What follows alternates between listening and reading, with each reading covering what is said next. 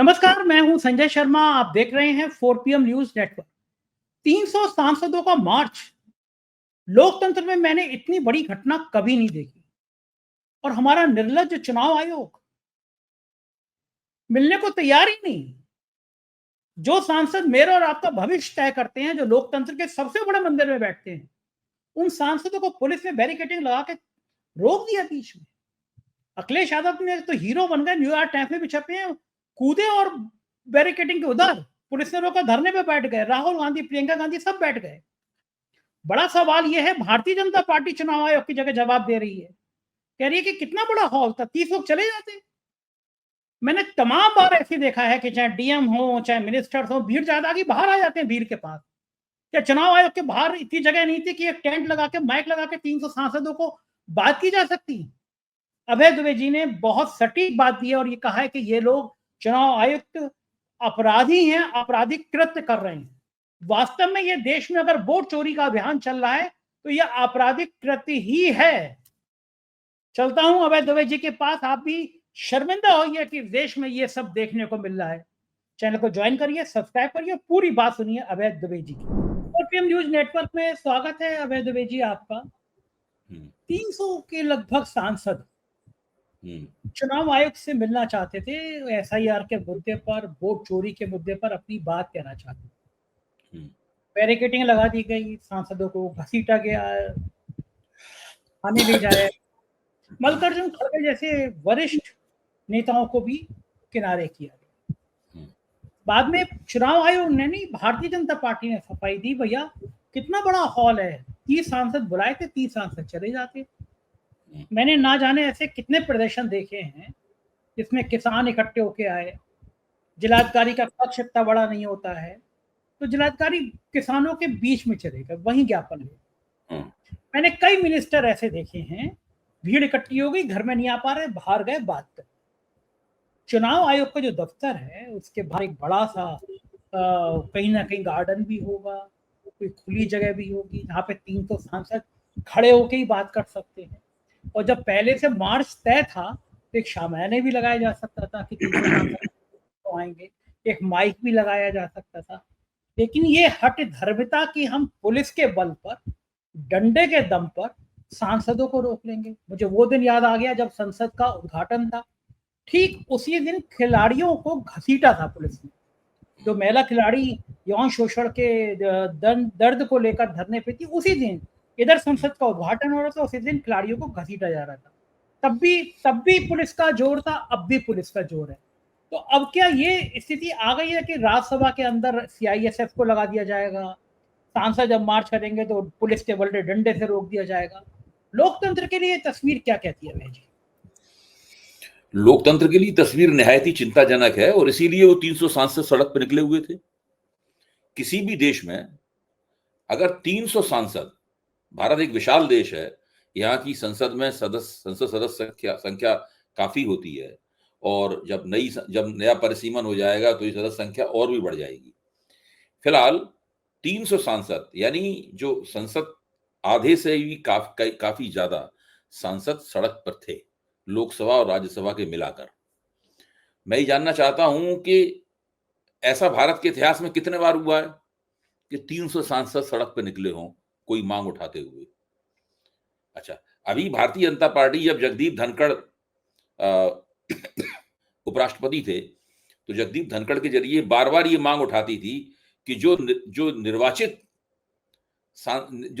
प्रतिनिधि हैं उन्हीं का सर्वोच्च महत्व होना चाहिए। यही तो मांग उठाई जाती है उनसे बार बार, है। और किसी का महत्व उससे ऊपर कोई भी नहीं है। तो ये तो सब निर्वाचित प्रतिनिधि थे। जो चुनाव आयोग है वो संवैधानिक संस्था जरूर है, लेकिन वो तो अपॉइंटेड है, नियुक्त है, सरकार द्वारा नियुक्त है, वो तो निर्वाचित नहीं है। ये तो पहली बात रही। दूसरी बात, देखिए, मैं हमेशा कहता रहा हूं और मैंने 4PM के मंच पर कई बार आपके साथ बातचीत करते हुए कहा है कि ये सरकार एक निर्वाचित निरंकुशता स्थापित करना चाहती है, इलेक्टोरल ऑटोक्रेसी स्थापित करना चाहती है ये सरकार। वो इलेक्टोरल ऑटोक्रेसी अगर स्थापित करेगी, अगले चुनाव में हार जाएगी। इसीलिए वो कोशिश कर रही है कि इलेक्टोरल ऑटोक्रेसी स्थापित उसने लगभग कर ही दी है, इसको स्थायित्व तो कैसे दिया जाए। इसको स्थायी कैसे बनाया जाए। इसीलिए एसआईआर चलाई जा रही है बिहार में, और सारे देश में एसआईआर की जाएगी, ताकि जो निर्वाचित निरंकुशता है, उस निर्वाचित निरंकुशता को एक स्थायित्व कैसे दिया जाए। अच्छा, अब परिस्थिति देखिए, राष्ट्रीय स्वयंसेवक संघ के संचालक ने आज बयान दिया है, जो अखबारों में छपा है पहले पन्ने पे छोटा छोटा, कि भाई लोगों को शिक्षा नहीं प्राप्त हो पा रही है, लोग ऐसी। अच्छा, पिछले 11 साल से शिक्षा पूरी तरीके से आरएसएस के हाथ में है, तो अब वो किसको समझा रहे हैं कि शिक्षा प्राप्त नहीं हो पा रही है। मतलब ये वो लोग हैं जो कि अपनी विफलताओं का दोष दूसरों पर डालते हैं, मतदाताओं पर दोष डालते हैं विफलताओं का। क्या जिस मतदाता का नाम बिहार में जिस मतदाता सूची में से काट दिया गया है, ये उसकी जिम्मेदारी है कि जो मतदाता सूची वहां पे जो ड्राफ्ट मतदाता सूची आई है उसमें से वो अपना नाम ढूंढता फिरे। जब उसे अपना नाम नहीं मिले तो वो फॉर्म 6 या तो उसके ऊपर आपत्ति दर्ज कराए, आपत्ति दर्ज करा के वो एक तरह का मुकदमा दायर करे, फिर उसकी जांच होगी, फिर रद्द होगा या स्वीकृत होगा। अगर रद्द हो गया तो फिर वो डीएम के पास जाए, वो उसकी जांच करे, या फिर ये मान ले कि उसका नाम सही निकाला गया है, दोबारा वो फॉर्म 6 ले और फॉर्म 6 के जरिए दोबारा अपना नाम डालने के लिए कोशिश करे। तो ये जो पूरी स्थिति है, अच्छा अब आप सोचिए, ये धर्मेंद्र प्रधान ने ये कहा है बाकायदा पत्रकारों के सामने कि राहुल गांधी चुनाव आयोग के ऊपर हमला कर रहे हैं और वो चुनाव आयोग को, संविधान को नष्ट करने वालों के सरगना है, ये उन्होंने कहा है। जिस समय देश में 300 सांसद ठान लेंगे कि हमें संविधान को नष्ट करना है, तो संविधान क्या रह जाएगा? यही सांसद तो उसके रक्षक हैं, है? इस तरह की भाषा का और इस तरह का ये लोग इस्तेमाल करते हैं। अच्छा, अब जिसके खिलाफ ये आंदोलन हो रहा है चुनाव आयोग, उसका रवैया क्या है? सुप्रीम कोर्ट विपक्ष नहीं है, सुप्रीम कोर्ट राहुल गांधी की नुमाइंदगी नहीं करता, सुप्रीम कोर्ट कांग्रेस का नहीं है। सुप्रीम कोर्ट ने एसआईआर के सवाल पर एक बार नहीं बल्कि 2 बार चुनाव आयोग को सुझाव दिए और निर्देशात्मक सुझाव दिए। पहला सेट था सुझावों का, वो उसके बारे में था कि भाई आप आधार कार्ड को मानिए, आप राशन कार्ड को मानिए, आप वोटर आई कार्ड को मानिए, प्रमाण मानिए। चुनाव आयोग ने हलफनामा देकर कह दिया कि हम आपकी बातों को स्वीकार करने के लिए तैयार नहीं है। इस बार उसने चुनाव आयोग से ये कहा कि जिन लोगों के नाम आपने निकाले हैं, उन लोगों के नाम घोषित कीजिए कि आपने उन लोगों के नाम निकाले और क्यों निकाले, इसका कारण बताइए। सुप्रीम कोर्ट से फिर कह दिया चुनाव आयोग ने कि हम किसी को हम ये सब बताने के लिए बाध्य नहीं है आपके। अच्छा, अब आप बताइए कौन सा तरीका रह गया है कि चुनाव आयोग अगर कोई नाइंसाफी करता है तो उसका निराकरण कैसे किया जाए? अगर सुप्रीम कोर्ट की भी बात नहीं मानी जाएगी और साफ कह दिया जाएगा कि हमें सुप्रीम कोर्ट, हम कोई मतलब नहीं है इससे, मतलब जो है, तो फिर आप बताइए कौन सा तरीका रह गया? वो कौन सी ऐसी संस्था है, कौन सा ऐसा ट्रिब्यूनल है, कौन सा ऐसा पंचायत है, कौन सी ऐसी कमेटी है जिसमें चुनाव आयोग द्वारा की जाने वाली नाइंसाफी को कसौटी पर कसा जा सकता है कि उसने ठीक किया या नहीं किया? जब सुप्रीम कोर्ट, जो देश की सर्वोच्च संवैधानिक संस्था है, जिसके ऊपर दायित्व है संविधान की रक्षा का, संविधान की रक्षा का दायित्व चुनाव आयोग पे नहीं है। देश संविधान की सम्मत तरीके से चल रहा है कि नहीं चल रहा है, संसद जो कानून बना रही है वो संविधान सम्मत है या नहीं है, चुनाव आयोग जो काम कर रहा है वो संविधान सम्मत है या नहीं है। चुनाव आयोग कहता है हम कोई बात नहीं मानेंगे, हम आपके किसी भी सुझाव को मानने के लिए बाध्य नहीं है। ये उसने एक बार नहीं, उसने 2 बार कहा है। मेरे ख्याल से सुप्रीम कोर्ट को ये अफसोस हो रहा होगा कि हमने पहले क्यों ये कह दिया था कि चुनाव आयोग को इस प्रकार की एसआईआर कराने का संवैधानिक अधिकार है। चूंकि सुप्रीम कोर्ट ने पहले ये कह दिया था, तो उसका फायदा उठाकर बार बार चुनाव आयोग ये कह रहा है। अब मैं पूछना चाहता हूं आपसे के जरिए सब लोगों से, क्या विपक्ष के पास क्या तरीका रह गया है आंदोलन के अलावा? बिल्कुल ठीक बात, सहमत हूं। क्या विपक्ष मेमोरेंडम देने की स्थिति में है? चुनाव आयोग तो सुनेगा ही नहीं। जब वो सुप्रीम कोर्ट की नहीं सुन रहा है, इनकी क्यों सुनेगा? तो अब उसके पास आंदोलन करने के अलावा क्या तरीका रह गया है? भाई संसद के मकर द्वार के ऊपर 300 सांसद इकट्ठे हुए। वहां से निर्वाचन सदन कितनी दूर है? आपने देखा होगा 1 किलोमीटर दूर है। वो लोग आराम से वहां पर, वो सांसद थे, कोई भीड़ भाड़ का भड़का नहीं थे, उनमें से उनसे ये उम्मीद नहीं की जा सकती थी अराजकता फैलाएंगे। आसपास पुलिस होती, वो आराम से मार्च करते हुए वहां तक जाते। हो सकता है कुछ नारेबाजी, हो सकता है कुछ नारेबाजी होती। उसके बाद ऊपर से आया होता कि भाई आप लोगों 300 लोगों के साथ तो एक साथ मिलना मुश्किल है, आप लोगों का एक 30 लोगों का प्रतिनिधि मंडल या 40 लोगों का प्रतिनिधि मंडल या 20 लोगों का प्रतिनिधि मंडल आप भेज दीजिए, हम उनसे बातचीत करने को तैयार हैं। बड़े आराम से ही किया सकता था। अच्छा, अब आपने पहले कभी ये सीन देखा है, मैं आपसे पूछ रहा हूं, कि किसी संस्था के खिलाफ देश के इतनी बड़ी बड़ी पार्टियां और इतने ज्यादा सांसद पिछले लंबे अरसे से आंदोलन चला रहे हो, सड़कों पे आंदोलन चला रहे हो, अखबारों में बहस चल रही हो, सब हो रहा हो, और उसने एक भी प्रेस कॉन्फ्रेंस ना की हो, एक भी बात का जवाब ना दिया हो, एक भी जो कुछ बातें हैं सब अनौपचारिक रूप से हो रही हैं, उनके बिहाफ पे हो रही हैं, उनके हवाले से हो रही हैं, वो कोई जवाब नहीं दे रहे। ज्ञानेश कुमार जी, नाम उनका ज्ञानेश है, लेकिन कोई ज्ञान नहीं दे रहे हैं वो। अच्छा, मैं पूछ रहा हूं आपसे कि आप सोचिए, राहुल गांधी से कहते हैं कि आप हलफनामा दे दीजिए, तो मैं जानना चाहता हूं ज्ञानेश कुमार खुद ही सुप्रीम कोर्ट में जाकर हलफनामा दे दें कि हमने जो चुनाव आयोग की जो लिस्टें हैं बिहार की ये जिन लिस्टों पर राहुल गांधी ने आपत्ति की है, ये सारी लिस्टें बिल्कुल सही हैं, राहुल गांधी की आपत्तियां झूठ है, हलफनामा दे दें मुझे। सही बात है। वो हलफनामा कभी नहीं देंगे, क्योंकि उनकी बात पकड़ जाएगी, झूठ साबित होंगे, सजा काट जाएंगे इस चक्कर में, इसलिए वो अपनी तरफ से हलफनामा नहीं दे रहे। मैंने तो कम से कम अपनी जिंदगी में नहीं देखा जो हो रहा है यहाँ पे। सही बात है, किसी ने नहीं देखा होगा। आश्चर्यजनक है, आप कुछ भी आंदोलन करते रहिए, वो जवाब ही नहीं दे रहा बंदा। ये बढ़िया, आप कोई मांग उठाते रहिए, उसकी तरफ से कोई बात ही नहीं आ रही। वो एक दीवार है, इसमें आप सिर अपना मारते रहिए। सही बात। अभी जी ये निरंकुशता, ये लोग आलोचना कर रहे हैं साहब कि वो वहां पे फिल्मी स्टाइल में जो है वो बैरिकेड लांग रहे थे। अच्छा, मैं आपसे पूछ रहा हूँ, एक सेकंड रोकूंगा, बड़ी मजेदार बात। अमेरिका में भी अखिलेश यादव की फोटो छपी है, न्यूयॉर्क टाइम्स में, मुझे भी किसी ने लिंक भेजा। अखिलेश यादव तो आज के इस पूरा घटनाक्रम के हीरो बन गए। आज के कार्यक्रम के हीरो है, कैसे पूछ जा सकता है अखिलेश यादव के हीरो है, वही कह रहा हूं। अब ये मीडिया चल रहा है साहब कि वो उन्होंने ये किया, वो किया। अखिलेश यादव ने इसके साथ में एक और वक्तव्य दिया है कि मिल्कीपुर वगैरह जो उपचुनावों में उनकी पार्टी को जिस तरह जबरदस्ती हराया गया था, उन्होंने एक तो नहीं बल्कि 18,000 एफिडेविट दे रखे हैं चुनाव आयोग को।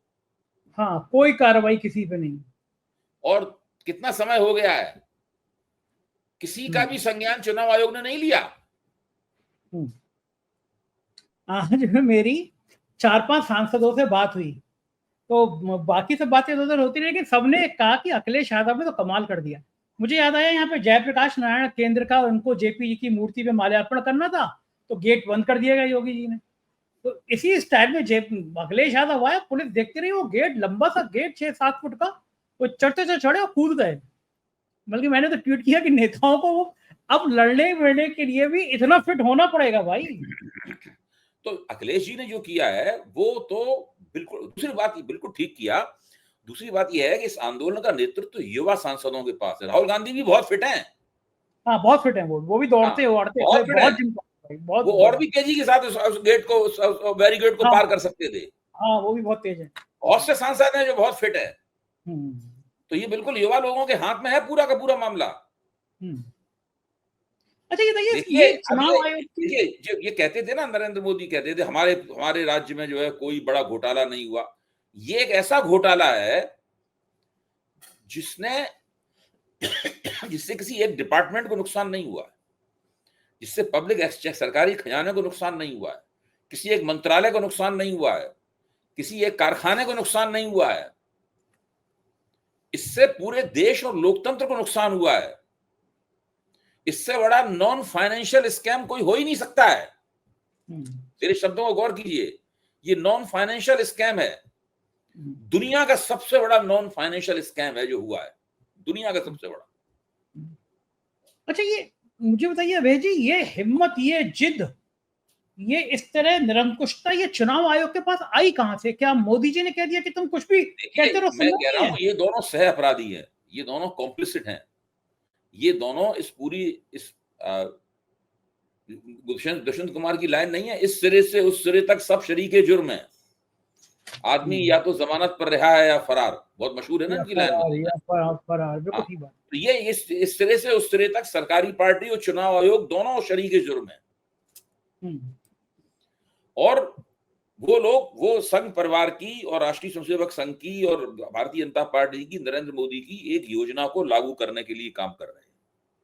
उनको कह दिया गया है कि आप अपना काम करते रहिए, हम आपके साथ खड़े हैं, आपके ऊपर कोई आक्रमण होगा हम आपका बचाव करेंगे। लेकिन ये नहीं समझना, क्या समझते हैं? राहुल गांधी ने ये कहा कि ये मत समझे कि हम छोड़ देंगे इन्हें, हमारा मौका आएगा तो आप रिटायर भी हो जाओगे तो ढूंढ ढूंढ के लाएंगे और सजा देंगे। ये कहा उन्होंने नहीं, सब लोग डर गए होंगे, बहुत डर गए होंगे। उसके बाद इन लोगों ने कहा होगा, अमित शाह वगैरह ने, डरो रो मत, कुछ नहीं, चिंता मत करो, हम खड़े हुए हैं। इनको भी तो लगता तो होगा मोदी जी की सत्ता और 2-3 साल की, अगर वो रिटायर नहीं हुए तो उसके बाद मान लो सत्ता बदल गई, आ गई इंडिया गठबंधन, तो क्या हाल होगा? ये कभी ख्याल नहीं आता वो रात को सोते समय? देखिए ये लोग जो है, मुझे लगता है ये सब लोग कहीं ना कहीं से राष्ट्रीय स्वयंसेवक संघ के स्वयंसेवक भी हैं। ये सब लोग, राजीव कुमार तो निजी बातचीत में कहते ही थे लोगों से वो भाई स्वयंसेवक हैं। ज्ञानेश कुमार भी संघ के स्वयंसेवक होंगे? हमें नहीं पता, लेकिन राजीव कुमार जी के बारे में मैंने सुना है कि वो लोगों से निजी बातचीत में कहते थे कि वो भी स्वयंसेवक हैं। आचरण उनका वैसा। अच्छा, अब निर्लज्जता आप देखिए, राहुल गांधी ने जिस मतदाता सूची के ऊपर आपत्तियां दर्ज की हैं, उन मतदाता सूचियों को बनाने में ज्ञानेश कुमार जी का तो कोई हाथ नहीं ना। है। ज्ञानेश कुमार जी और उनके जमाने के चुनाव आयोग की उसमें कोई भूमिका नहीं है ना। ये मतदाता सूची तो राजीव कुमार जी के जमाने में बनी थी। अच्छा, क्योंकि ये सब शरीके जुर्म हैं, एक ही थैली के चट्टे बट्टे हैं, इसलिए एक दूसरे को बचा रहा है। हाँ ठीक बात है, तो मुझे बचाओ मैं तुम्हें बचाऊं, है ना ये। लेकिन ये भारतीय जनता पार्टी कह रही है कि भाई चर्चा के लिए बुलाया था चुनाव आयोग ने, गया ही नहीं विपक्ष। देखिए, जब कांग्रेस ने उनको कहा कि आप हम मिलने आना चाहते हैं, तो वहां से एक लेटर गया चुनाव आयोग की तरफ से कि 30 लोग आ जाए मिलने के लिए। लेटर मैंने देखा है कि 30 लोग आ जाए मिलने के लिए, और वो पहले से बता दें कौन कौन लोग आ रहे हैं, उनकी कारें वारें पार्क करने का इंतजाम होगा, ये सब वगैरह जो है, ये सब बात है। उसके बाद मुझे लगता है कि विपक्ष ने मिलकर निर्णय लिया होगा कि ये सब, हम लोगों को इस प्रकार के चक्कर में नहीं पड़ना चाहिए, हम लोगों को ये सब कर हम बहुत कर चुके, अब हमें आंदोलनकारी मोड में आना चाहिए, तो हम सब लोग जाएंगे। तो ये एक जानबूझ के लिया गया निर्णय था, और मैं इस निर्णय की प्रशंसा करता हूं। अच्छा, जनता कैसे अटैच हो पाएगी? आपको लगता है कि अब इस मार्च के बाद जनता में रिएक्शन होगा, जनता भी सड़क पे आ सकती है? भाई पहले तो नेताओं को ही आंदोलन करना पड़ेगा, पार्टी कार्यकर्ताओं को ही आंदोलन करना पड़ेगा, जनता तो ना पहले आंदोलन करेगी। सही बात है, नेताओं को पहले आना पड़ेगा, पहले आना पड़ेगा। अब देखिए बिहार में, देखिए 9 जुलाई को, पिछली 9 जुलाई को ट्रेड यूनियनों का एक वो था, ट्रेड यूनियनों का एक आंदोलन दिवस था। आमतौर पर ऐसे आंदोलन में पॉलिटिकल लोग नहीं आते, ट्रेड यूनियन के नेता और वामपंथी पार्टियों के लोग ही होते हैं। लेकिन उसको तेजस्वी ने, दीपंकर भट्टाचार्य ने, मदन सहनी ने और राहुल गांधी ने मिलकर तय किया कि इस ट्रेड यूनियनों के प्रोग्राम को हम लोग वोट बंदी के खिलाफ, वोट चोरी के खिलाफ आंदोलन में बदल देंगे। और बहुत मुद्दतों बाद ट्रेड यूनियन के उस प्रोग्राम में राहुल गांधी गए, तेजस्वी यादव को बुखार चढ़ा हुआ था, वो उसमें शामिल हुए, पूरे इंडिया गठबंधन के नेता गए, पूरे दिन इन लोगों ने चक्का जाम रखा, और ट्रेड यूनियनों का कार्यक्रम ऐसा सफल रहा, पूरा राष्ट्र वोटबंदी के खिलाफ चक्का जाम में बदल गया वो। अब 17 तारीख से ये लोग एक वोट अधिकार यात्रा निकालेंगे बिहार में, उसमें सारे इंडिया गठबंधन के नेता भाग लेंगे। वो सासाराम से शुरू होगी वोट अधिकार यात्रा, और 30 या 31 तारीख तक चलेगी। फिर पटना में जब उसका समापन होगा, तो पटना में एक बहुत बड़ा कार्यक्रम लिया जाएगा उसके ऊपर बाद में। तो ये तो आंदोलन का शुरुआती कदम है इस आंदोलन के। ये आंदोलन 1-2 दिन में खत्म नहीं होने वाला है, ये राष्ट्रीय स्तर का आंदोलन है, प्रदेशों में इसके आंदोलन चलाने पड़ेंगे, और ये कम से कम 6 महीने से 1 साल चलाना पड़ेगा। और इस बीच में चुनाव आते हैं, उन चुनावों को भी जीतना पड़ेगा आपको। ये बहुत बड़ी चुनौती है। ऐसा थोड़ी ना कि हम चुनाव हार गए, कोई बात नहीं, नहीं। तो जीतेंगे कैसे? वोटर लिस्ट तो है ही नहीं इनकी, वो तो बीजेपी की वोटर लिस्ट। नहीं, यही तो चुनौती है। चुनौती ये है कि सब लोग, अब बिहार के लोग समझ गए हैं कि ये लोग करना क्या चाहते हैं। तो उसकी भी कांटे हैं इन लोगों के पास, ऐसी बात नहीं है। स्थानीय स्तर पर तमाम कार्यकर्ता लोग बहुत सक्रिय है, एक चीज पे निगाह रख रहे हैं, एक चीज पे जद्दोजहद है। इतना नहीं है, ऐसा नहीं होगा कि ये लोग जो मन में आए आप कर लें। हर चीज की काट होती है, हर चक्रव्यूह को भेदने का तरीका है। बात आना चाहिए। अब जो आज का पॉलिटिशियन है, वो चक्रव्यूह में घुसना भी जानता है और निकलना भी जानता है। सही बात है, उसको तरकीब आती है। अच्छा, ये आज राज्यसभा में खड़गे जी में और नड्डा जी में बड़ी जम के बहस हुई। बहस इस बात की हुई कि विपक्ष गायब है, वो मार्च कर रहा है और दनादन बिल पास हो रहे हैं। खड़गे जी ने कहा ये तो पहली बार हम देख रहे हैं कि सदन में बिना चर्चा के बिल पास हो रहे हैं। और वाकई में देखा जाए तो ये गंभीर स्थिति है अभय जी, कि चर्चा हो नहीं रही है और बिल एक के बाद एक पास हो रहे हैं। ऐसा तो लोकतंत्र में ठीक नहीं है ना। कोई भी बिल, बड़ा विधेयक बड़ा इंपॉर्टेंट होता है, उस पर चर्चा होनी चाहिए, उस पर बातचीत होनी चाहिए। इस तरह की कार्रवाई तो बड़ा खराब है। नरेंद्र मोदी के शासनकाल में पिछले 11 वर्ष में बिना चर्चा के बिल पास होने की अगर सूची बनाई जाएगी तो विश्व रिकॉर्ड बन जाएगा। बहुत बड़े पैमाने पर इन लोगों ने बिना चर्चा के बिल पास कराए हैं। ये इनका तरीका यही है। विधायी कार्य इसी अंदाज में, इसी शैली में विधायी कार्य करते हैं। और देखिए, ये लोग जब तक सत्ता से नहीं जाएंगे तब तक भारत में लोकतंत्र की स्थापना नहीं हो सकती। ये लोकतंत्र के नाम पर निरंकुश तंत्र चला रहे हैं। इसीलिए मैं कहता हूं ये इलेक्टोरल ऑटोक्रेसी है, निर्वाचित निरंकुशता है ये। तो ये आपको लगता है कि ये संघर्ष एक मुकाम तक पहुंच पाएगा जहां पे आमने सामने की बात होगी? इसको पहुंचना ही होगा। देखिए, हिंदुस्तान एक दोराहे पे खड़ा हुआ है, या तो लोकतंत्र नीचे जाएगा या लोकतंत्र ऊपर जाके सूरज की तरह चमकेगा। ये उसकी लड़ाई है। आपको संभावना क्या लगती है? अरे, हिंदुस्तान के लोकतंत्र को बहुत बहुत चुनौतियां मिली हैं। उसने हमेशा उसको मजबूती के साथ में उसके साथ संघर्ष किया है। देखिए, जनता के दिमाग में एक बार बात आ जाएगी कि ये सब चुनाव के नाम पर फर्जीवाड़ा कर रहे हैं, तो इनके समर्थकों का भी बड़ा हिस्सा इनके खिलाफ हो जाएगा। तो बीजेपी के सारे समर्थक थोड़ा चाहते हैं कि चुनाव फर्जीवाड़े से हो। हाँ, ठीक बात है, ये बात तो सही है। अच्छा, संघ को ये बात अच्छी लग रही होगी कि अपने मन की वोटर लिस्ट में आ लो, चुनाव जीतते चले जाओ। संघ को सत्ता में रहना है। कैसे ही हो रहा हो, सत्ता में रहो। जो डर्टी गेम और डर्टी टास्क है, मतलब जो है ना, वो करने के लिए नरेंद्र मोदी हैं। संघ वहां से नैतिकता के उपदेश देता रहेगा। हाँ, और इधर काम वहां पे लगातार नैतिकता की बातें करते रहेंगे, यहाँ पे डर्टी गेम खेलते रहेंगे वो लोग। इसी तरह से नैया पार हो जाएगी। हाँ। बहुत बहुत शुक्रिया अभय जी, आपने मुझसे बातचीत की, थैंक यू। ये तो अभय जी, पूरी बात आपने सुनी। कितने शर्म की बात है, लोकतंत्र का इस तरह चीरहरण हो रहा है। मेरी और आपकी भी जिम्मेदारी है लोकतंत्र को बचाने की।